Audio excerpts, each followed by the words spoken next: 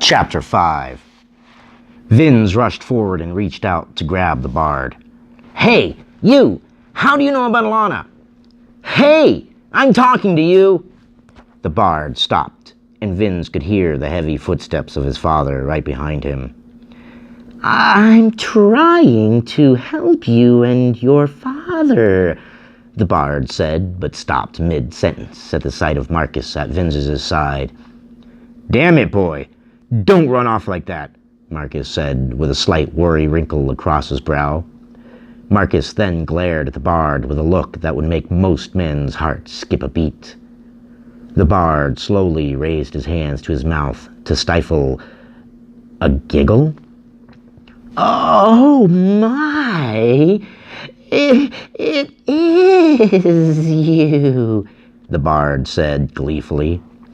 Oh, General, you have no idea."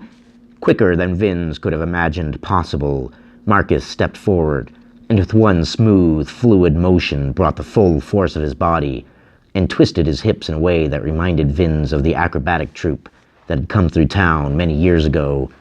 With his right hand fully extended and the sharp, quick twist of his hips, Marcus's opened hand made contact with the bard's face.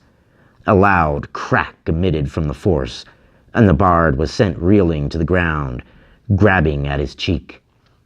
"You keep your tongue tight around my son, bard," ordered Marcus. The bard stared in shock for a brief moment, then shot upright and was on his feet, standing tall, with his right hand across his chest, fist over his heart. "As you wish," the bard said, with just a tinge of mockery in his voice. Marcus darted forward and grabbed the bard by his throat. "Who are you? What's your name?" demanded Marcus. I am called Lee. I fought with, I traveled with you during the, how shall we say, the Elvinish incident," the bard said. Marcus released his grip. "I don't remember you." The bard had a flash of indignation across his face, quickly replaced with calm. I was one of many, I suppose. How could a general, a traveler, be expected to remember all they meet, right?" "Alana!" piped up Vinz. "The Blight take you both, and to hell with your past now. I just want to find Alana and get home safe." For an instant, the look of shock was on Marcus's face at Vinz's swearing. "You're right, boy. Let's find her." Vinz stepped up to the bard. "How do you know about Alana? Where is she?"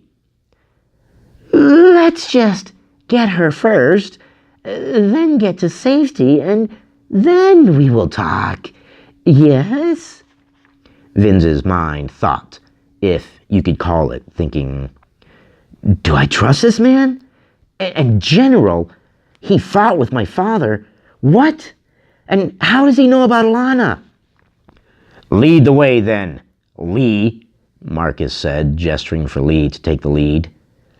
"Very good," he said, and with a flourish and a graceful turn, he proceeded forward.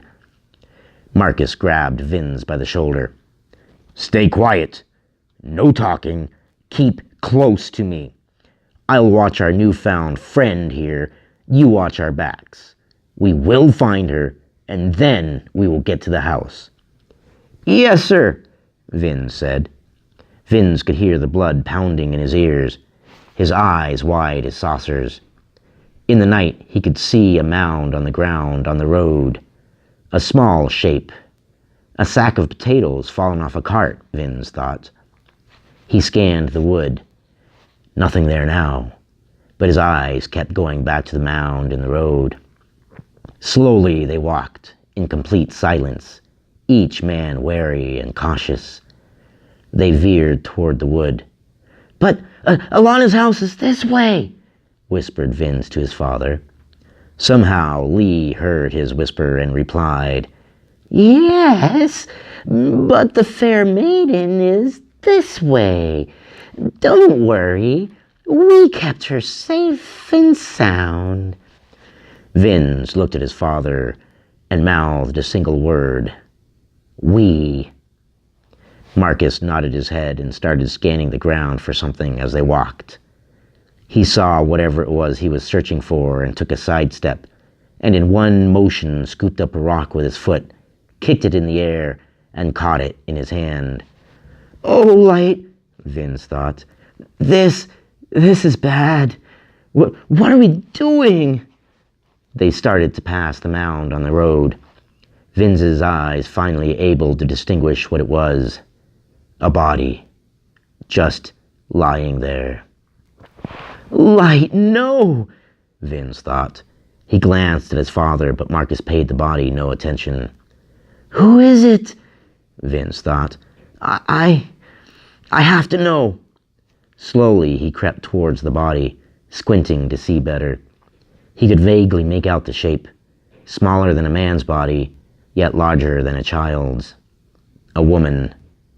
Slowly her form could be seen, her white dress muddy, and in spots were crimson splashes. Blood. Her blood. She was on her side, back to Vinz. He reached out toward the body. "Who is it?" Vinz thought, his heart pounding so loud all he could hear was the dull drumming in his ears. Slowly his hand approached her shoulder, his entire body shaking. The whole of the world seemed to drown out. He felt a firm grip grasp his shoulder. With a yelp, he scrambled to his feet, clawing at whatever had him in its grip. "Oh, Light!" he cried, twisting his body and flailing his arms. The grip let go and he spun to see his father standing there, one finger to his mouth and making a hushing noise. "Quiet, boy," he breathed. "Nothing you can do for her. You need to focus and be quiet. We're being watched." "What?" Vinz said, immediately regretting the cowardice in his voice. "You must focus, boy," Marcus said. "Find that image in your head that calms your nerve, and for Light's sake, stay close to me." Vinz couldn't utter a single word past the lump in his throat. Ahead, he could see Lee crouched at the edge of the wood, urging them toward him. "Hurry! We are almost there." Vinz looked at Marcus. His father's eyes were scanning the edge of the woods, and he was clutching the rock he picked up in a tight grip. "I pity the soul that gets clocked with that rock," Vinz thought. They approached Lee, Marcus in the lead, his right hand with the rock, his arm like a coiled spring ready to swing the rock like a hammer, his left arm protectively across Vinz's chest. Okay, where is she?" Vinz said in a low but urgent tone. Just then, to the party's left and coming down the road were hoofbeats, fast at first, but slowly slowing down as they approached.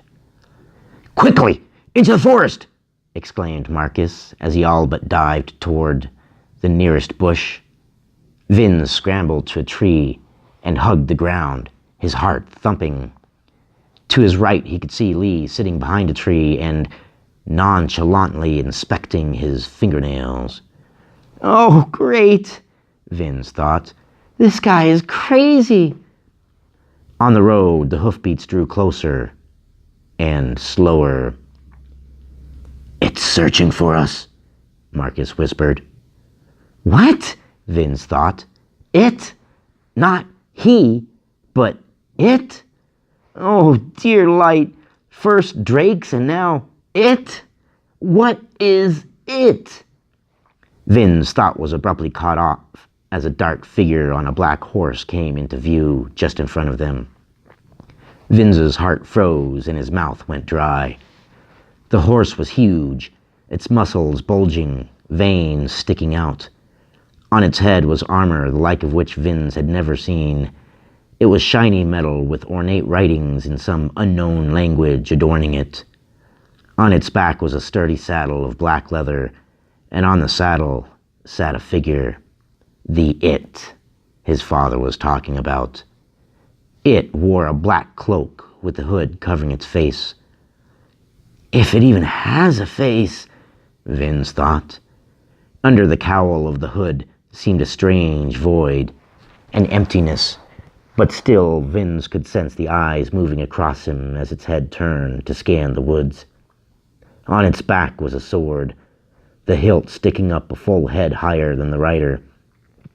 Vince could see gauntlets on the hand holding the horse's reins, ornate as well, with the same writing covering it.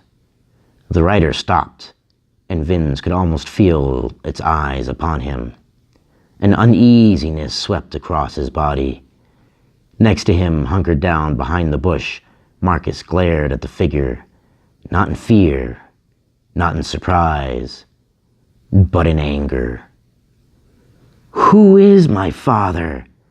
Vince wondered. End of chapter 5. Thank you for your time.